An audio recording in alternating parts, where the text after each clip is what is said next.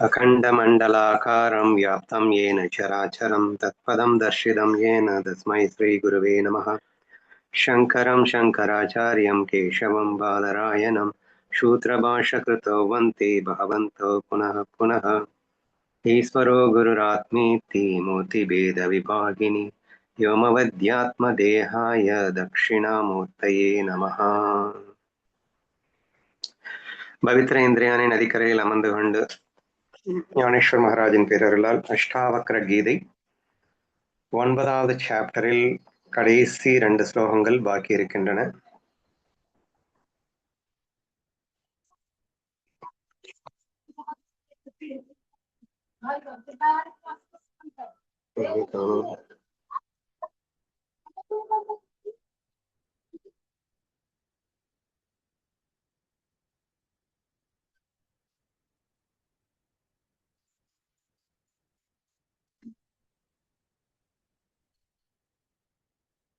எதுவரைக்கும் பார்த்தோம்? 6 வரைக்கும் பார்த்தோம். பற்றற்ற நிலையும் சமநிலையும் கொண்டு தூய அறிவின் உண்மையான இயல்பை முழுமையாக உணர்ந்து.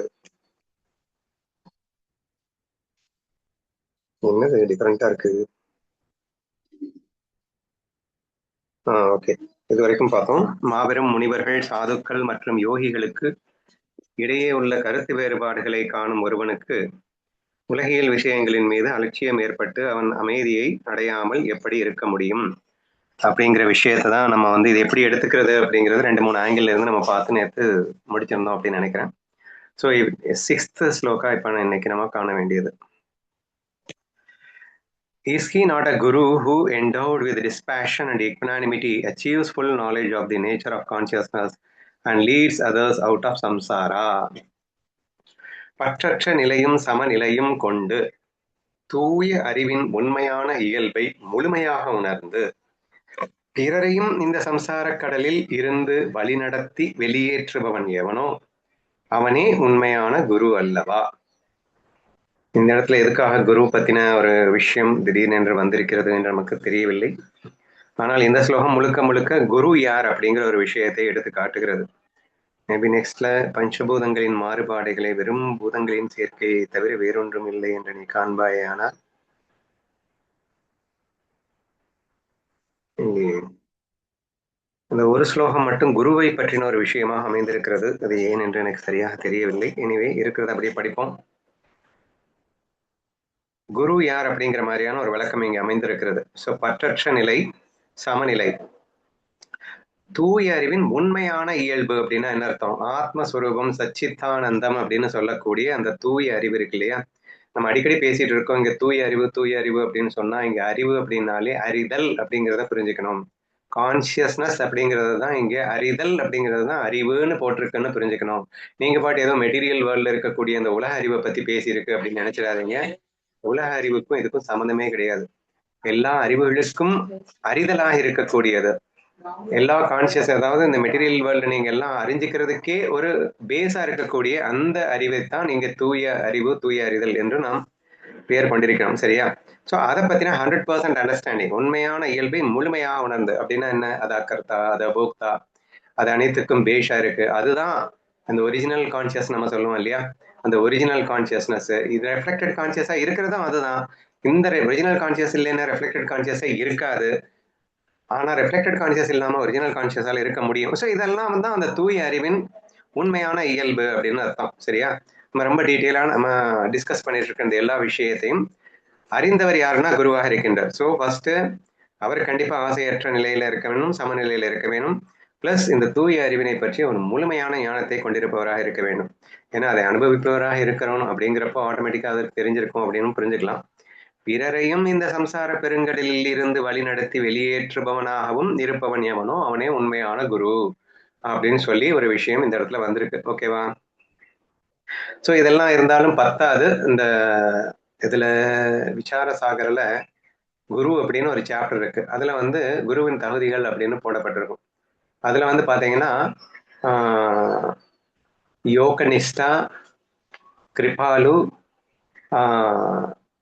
நல்ல பேரே மறந்துச்சு, வேதங்களை அனைத்தையும் முழுமையாக புரிந்து கொண்டவன். அதாவது யோகனிஷ்டான்னு அர்த்தம் பிரம்மஸ்வரூபமாகவே அவன் இருக்க வேண்டும், பிரம்மமாகவே அவன் மாறி இருக்க வேண்டும் அப்படின்னு சொல்லியாச்சு. அது மட்டும் பத்தாதான். ஏன் ஏன் அப்படின்னா அடுத்தவங்களுக்கு வந்து கரையேற்றணும் அப்படிங்கிறப்போ ஆட்டோமேட்டிக்கா இந்த வேதங்கள்ல சொல்லப்பட்டிருக்க நிறைய கொஸ்டின்ஸ்க்கு வந்து அவங்க எத்தனை கொஸ்டின்ஸ் கேட்டாலும் அதை ஆன்சர் பண்ணணும். நான் பிரம்மத்தை அடைந்து விட்டாலே எல்லாமே ஆன்சர் பண்ணிடுவேனா அப்படின்னா பண்ணலாம், பண்ணாமலும் போகலாம். எனக்கு எல்லாமே தெரிஞ்சாதான் ஞானி ஆகணும்னு அவசியம் இல்லைங்க. இந்த 4 வேதங்களும் தெரிஞ்சாதான் ஞானி, இந்த உபநிஷத்துக்கெல்லாம் கரைச்சு குடிச்சாதான் ஞானி அப்படின்லாம் ஒண்ணும் கிடையாது. நீ அகங்காரத்தை விட்டுட்டேன்னா அடுத்த செகண்ட் நீ ஞானி தான். சரியா? அந்த அகங்காரத்தை விடுறதுக்கு தான் இவ்வளவு நம்ம கத்துக்க வேண்டியதா இருக்கு இல்லையா?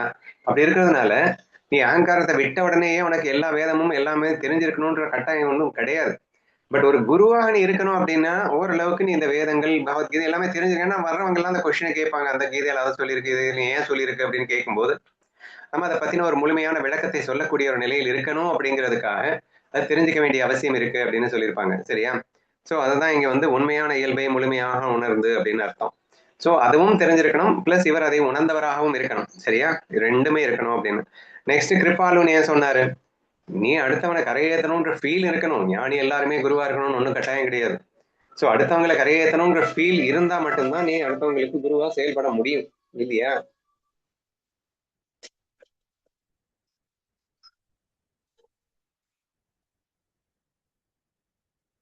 சோ அதையும் நீங்க வந்து கணக்கில் எடுத்துக்கோங்க. சோ இது எல்லாமே இருக்கும்போது அவனைத்தான் நாம் குரு என்று அழைக்க முடியும் அப்படிங்கிற மாதிரி வரும். சரியா? சோ இன்னொன்னு வந்து என்ன வரும் கரெக்டா ஞாபகம் இல்லை. ஸோ இங்க இந்த பாயிண்ட்ஸ் தான் வந்து மெயினா கொடுக்கப்பட்டிருக்கு. அண்ணா பற்றற்ற நிலை, கேக்குதா அண்ணா? சமநிலை. எனக்கு கேக்குது, இப்பதான் கேக்குது. ஸ்ரோத்ரிய பிரம்மனிஷ்டா ஸ்தோத்ரியா குருவுக்கு அப்படிங்கிறது சொன்னீங்க. தான் வந்து ஸ்தோத்ரியம் அப்படிங்கிறது தான் கரெக்டா அந்த எல்லா வேதங்கள் உபனிஷத்துக்கள்லாம் வந்து தெரிந்தவர் அப்படிங்கிறதுக்கு தான் ஸ்தோத்ரிய அப்படின்னு அர்த்தம். பிரம்மனிஷ்டான பிரம்மத்தை அனுபவிப்பவர். கிருப்பாலு இன்னொன்னு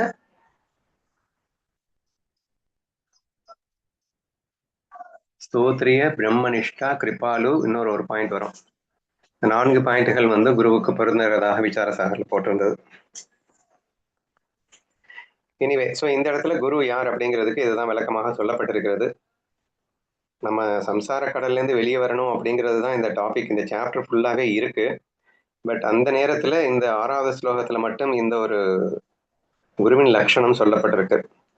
மறுபடியும் 7ல் வழக்கம் போல போயிடுச்சு. பஞ்சபூதங்களின் மாறுபாடுகளை, உடல் மற்றும் உலகப் பொருட்களை பெரும் பூதங்களின் சேர்க்கையை தவிர வேறொன்றும் இல்லை என்று நீ காண்பாயேயானால் இப்பொழுதே நீ அனைத்து தலைகளிலிருந்தும் விடுபட்டு உனது சொந்த ஆத்மஸ்வரூபத்தில் நிலை பெறுவாய். ஸோ இந்த சாப்டர் ஃபுல்லாகவே இந்த உலகியல் அனித்தியத்தை உணர்ந்து நீ அதில் ஆசைப்படாத அப்படின்னு சொல்றதுக்காக தான் ஏற்பட்டது. ஸோ த சேம் கண்டினியூஷன் இந்த ஸ்லோகத்தில் கன்ஃபியூஷனே இல்லாமல் வந்திருக்கு. இது ரொம்ப சூப்பராக சொல்லியிருக்காரு பாருங்களேன்.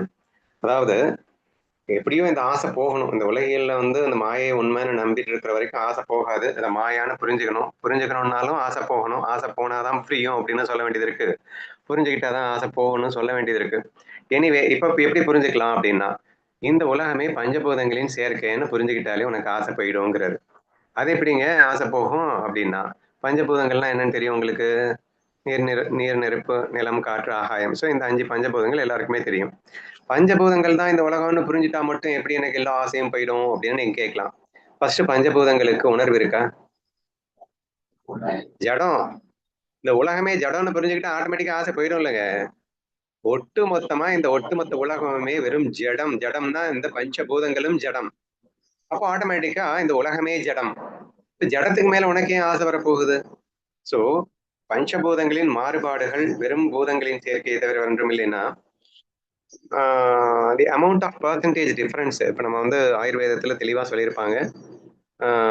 வாதா பித்தா கஃபா அப்படின்னு இந்த பாடியை பிரிக்கும் போது இந்த பஞ்சபூதங்களை வச்சுதான் பிரிச்சிருப்பான். அதுல எந்தெந்த பர்சன்டேஜ் ஆஃப் தி பூதம் எந்தெந்த பர்சன்டேஜ்ல இருக்கு அப்படிங்கறத பொறுத்து அந்த உடம்பு கூறுகள் வந்து கணிக்கப்படுகிறது அப்படின்னு வரும். ஸோ அதுல மெயினா சொல்லப்படுறது என்னன்னா பஞ்சபூதத்தால் ஆனதுதான் இந்த உடம்பு அப்படிங்கிறது தான் ஒரு சத்தியமான உண்மை என்று நிரூபிக்கப்படுகின்ற ஒன்றாக இருக்கிறது. அப்போ உடம்பு அப்படிங்கிறது பஞ்சபூதத்தால் ஆனது அப்படின்னா அது ஜடம் தானே. அப்போ ஒரு உடம்பை பார்த்து நீ ஆசைப்படுற அப்படின்னா ஒரு ஜடத்தை தானே நீ பார்த்து ஆசைப்படுறேன்னு அர்த்தம் இல்லையே. நாங்க அந்த உணர்வை பார்த்து தானே ஆசைப்படுறோம்னா அந்த உணர்வு உன்னை தவிர வேற ஒன்றும் இல்லை. நீயே தான் எல்லா உணர்வுமா இருக்க. நீயே தான் இந்த எல்லா மனசினால் உருவாக்கப்பட்ட இந்த எல்லா பொருட்களிலும் பட்டு பிரதிபலித்துக் கொண்டிருக்கிற. உன்னை தவிர எதுவுமே இல்லை.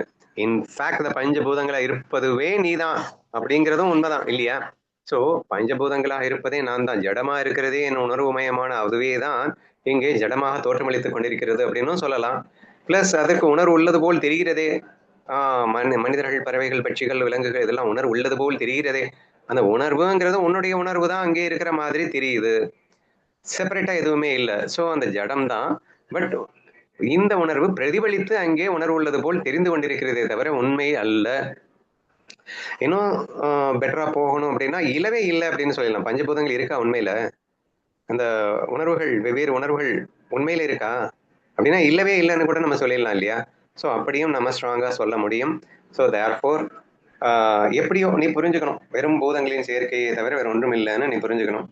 அப்படி நீ பார்த்துட்ட அப்படின்னு சொன்னா கண்டிப்பா எல்லா அடிக்ஷன்ல இருந்து வெளியே வந்துடலாம். அனைத்து தலைகளிலிருந்தும் விடுபட்டு உனது சொந்த ஆத்மஸ்வரூபத்தில் நிலை பெறும். நீ அடிக்ஷன் போயிடுச்சுனாலே நீ ஆத்மஸ்வரூபத்துக்கு போயிடுவேன்னு வச்சுக்கோயேன். ஆசை இருக்கிற வரைக்கும் கண்டிப்பா நம்மளால ஆத்மாவில போய் நிலைச்சிருக்க முடியல. அப்ப ஆசை போகணும். ஆசை போகணும்னா இந்த உலகத்தை புரிஞ்சுக்கணும். உலகத்தை புரிஞ்சுக்கணும்னா இந்த உலகம் வெறும் ஜடமானதான், ஜட பொருட்களால் ஆனது, பஞ்சபூதங்களால் ஆனதுன்னு புரிஞ்சுக்கணும். அல்லது மாய தத்துவத்தை புரிஞ்சுக்கணும். இது இல்லவே இல்லை, சும்மா நாச்சுக்கும் என் கற்பனையினால் தோற்றுவிக்கப்பட்டதுன்னு புரிஞ்சுக்கணும். எப்படியோ இவ்வாறு புரிந்து கொள்வதன் வாயிலாக நாம் முற்றிலும் இந்த உலக பந்தத்திலிருந்து, ஆசையிலிருந்து விடுபட வேண்டும். விளைவாக நாம் பிரம்மஸ்வரூபத்தில் திளைக்க முடியும் அப்படின்னு சொல்லியிருக்கு. நீ ஃபைனல்ல என்ன சொல்லியிருக்குன்னா, once inclinations are samsara, knowing this, abandon them. The renunciation of them is the renunciation of it. Now you can remain as you are. ஒருவனுடைய மன விருப்பங்களும் வாசனைகளுமே சம்சாரமாகும். இதை அறிந்து அவற்றை முழுமையாக கைவிடு. இந்த ஆசைகளை துறப்பதே சம்சாரத்தை துறப்பதாகும். இனி நீ உனது இயல்பான நிலையிலேயே நிலைத்திருக்கலாம். ஆக்சுவலா என்ன சொல்லியிருக்கு அப்படின்னா, நீ எதையும் துறக்க வேணாம், எதையும் துறக்க வேணாம்னு தான் இத்தனை நாள் சொல்லிட்டு இருந்தாரு. இப்ப எதுக்கு துறக்க சொல்றாரு ஏன்னு நமக்கு சந்தேகம் வரலாம். இப்பயும் துறக்க சொல்லல. என்ன சொல்லியிருக்கு இங்கே? சம்சாரம் பந்தம், சம்சாரத்தை துறந்து விடு. இங்க சம்சாரத்தெல்லாம் துறக்க வேணாண்டா. சம்சாரம் சாரி, உலகத்தை எல்லாம் நீ துறக்க வேணாம். ஆனா சம்சாரம்னாலே என்ன சொல்லப்படுகிறதுனா பந்தம் அப்படின்னு சொல்லப்படுகிறது இல்லையா? உலக பந்தத்தை சம்சாரம் என்று அழைக்கிறார்கள். ஆனா உண்மையில சம்சாரத்துக்கு டெஃபினிஷன் என்னன்னா, உலக வாழ்க்கையில வாழ்ந்தாலே சம்சாரம்னு எல்லாரும் சொல்லிட்டு இருப்போம்ல. உலக வாழ்க்கையில வாழ்றது சம்சாரம் கிடையாது. உன்னுடைய மனசுல விருப்பு வெறுப்பு இருந்தா அதுக்கு பேரு சம்சாரம். விருப்பங்களும் வாசனைகளும்னா ஆசைகளும் வெறுப்புகளும் இருந்தா அதுக்கு பேரு சம்சாரம். உலகத்துல நீ இருக்கிறது அப்படிங்கிறது சம்சாரம் கிடையாது. உலகத்துல நீ விருப்பு வெறுப்போட இருந்தா சம்சாரம்னு அர்த்தம். ஸோ மெயினா அதை சுட்டி காட்டுறாரு. அதை புரிஞ்சுட்டு அவற்றை நீ முழுமையாக கைவிட்டா போதும். எதை? உலகத்தை நீ கைவிடணும்னு அவசியம் இல்லை. மனசுல இருக்கக்கூடிய அந்த விருப்பு வெறுப்பை கைவிட்டா போதும். அந்த ஆசைகளை துறப்பதே சம்சாரத்தை துறப்பதாகும். சம்சாரத்தை திறந்துடுன்னா உலகத்தை திறந்துடு அப்படின்னு அர்த்தம் கிடையாது. சம்சாரத்தை திறந்துடுன்னா உலக வாழ்க்கையில் இருக்கக்கூடிய இருப்பு வெறுப்பு இரண்டையும் நீ திறந்து விட்டாலே போதும். அது சம்சாரத்தை துறந்ததாகத்தான் அர்த்தம். நீ அதுக்கப்புறமா நீ இருந்துக்கோ. இனி உனது இயல்பான நிலையிலேயே நிலைத்திருக்கலாமே. அதுக்கப்புறம் நீ எப்படி வேணா இருக்கலாம். ஏன்னா அந்த நேரத்துல நீ பிரம்மஸ்வரூபமா மாறிடுவ. பிரம்மஸ்வரூபமா ரெஃப்ளெக்ட் ஆகினா ஒரிஜினல் கான்சியஸ் தான் ரெஃப்ளெக்டட் ஆயிட்டு இருக்குன்னு புரிஞ்சுப்ப. அப்ப ரெஃப்ளெக்டட் கான்சியஸா இருந்தா கூட அது ஒரிஜினல் கான்சியஸானு தெரிஞ்சுக்கிற. அப்போ உன் இயல்பான நிலைக்கு வந்துட்ட. அப்போ அது ரெஃப்ளெக்டட் மாயையில நீ சும்மா வந்து இயல்பில் இல்லாத மாதிரி நடித்து கொண்டிருந்தாலும் கூட இயல்பில் இருந்து கொண்டு இயல்பில் இல்லாத போல் நடித்துக் கொண்டிருக்கிறாய்னு வந்துடும் இல்லையா? இனி உனது இயல்பான நிலையில் நிலைத்திருக்கலாம்னு என்ன சொன்னாரு அப்படின்னா, இயல்பான நிலைன்னாலே பிரம்மஸ்வரூபம் தான். அப்போ நீ எப்போ இந்த வேஷத்தை, இந்த உடல்ல இது வெறும் வேஷம்னு நீ புரிஞ்சுக்கிறியோ அந்த மொமெண்ட்டே இந்த reflected conscious and original conscious ரெண்டும் ஒன்னாயிடும். ஒரிஜினல் கான்சியஸ்க்கு வந்துருவ நீ. அப்போ இயல்பான நிலைக்கு நம்ம வந்துட்டோம். நம்ம இயல்புக்கு நம்ம வந்துட்டோம். வந்ததுக்கு அப்புறம் சும்மா நாச்சுக்கும் நம்ம வந்து என்ன வேணா வேஷம் போடலாம், தப்பில்ல. ஏன்னா இயல்புல இருந்து கொண்டுதானே இந்த வேஷம் போடுறோம். இயல்பு நம்ம மிஸ் பண்ணல இல்ல. இந்த இயல்பு மிஸ் பண்ணாத வரைக்கும் நமக்கு எந்த கஷ்டமும் வரப்போறது இல்லை. அந்த இயல்பு ஏன் மிஸ் பண்ணோம்? விருப்பு வெறுப்பு இருக்கிறதுனால. விருப்பு வெறுப்பை தூக்கிட்டோம், ஆட்டோமேட்டிக்கா இயல்புக்கு வந்துட்டோம். இயல்புக்கு வந்துட்டோம், அதுக்கப்புறம் எப்படி வேணா இருக்கலாம். So these are all the things இதுல தெளிவா சொல்லப்பட்டிருக்கிறதா எனக்கு தோணுது. ஸோ ஒருவனுடைய மன விருப்பங்களும் வாசனைகளுமே சம்சாரமாகிறது.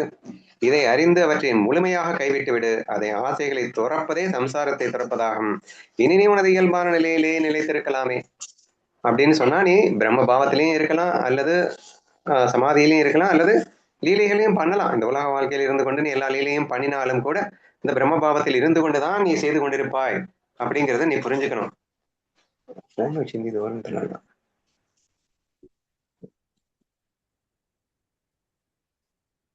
ஓகேவா? So I think this is the thing. நம்ம நேற்று மிஸ் பண்ண அந்த விஷயம். கண்டினியூ 5 வரைக்கும் நம்ம முடிச்சிருந்தோம். மீதி 3 ஸ்லோகங்கள் இவைகள் தான் இருக்கின்றன. ஸோ இதோட நம்ம முடிப்போம்.